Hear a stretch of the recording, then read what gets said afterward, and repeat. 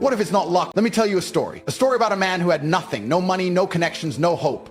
A man who was broken, lost, defeated. He woke up every morning to the same miserable reality. A tiny apartment, bills he couldn't pay, a body he was ashamed of. His friends were all losers, wasting their time getting drunk, playing video games, living for the weekend. And for years he told himself the same pathetic lie that keeps most men weak. One day, things will get better. Instead, he stayed stuck, watching others rise while he stayed exactly where he was. Watching other men win the game of life while he stayed on the sidelines doing nothing. Then, one night, something changed. He was sitting in his dark, depressing apartment, scrolling through social media, watching men his age driving supercars, traveling the world, living like kings. At first, he did what most losers do. He got bitter.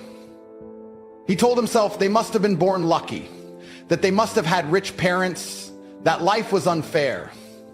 But then, in that moment, a voice inside him snapped. What if it's not luck? What if they just worked harder than me? What if the only difference between me and them is that they refuse to be weak? That single thought burned in his mind. It haunted him because deep down he knew the truth. He was wasting his life.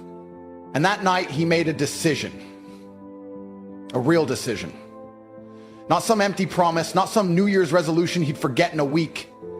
He looked in the mirror into his own eyes and swore, I will never be this weak, pathetic version of myself again. And from that moment on, everything changed. He killed the old version of himself. The man who made excuses, dead. The man who hit snooze in the morning, gone. The man who avoided hard work, feared failure, settled for less, buried. He became his own hero. He woke up before the sun.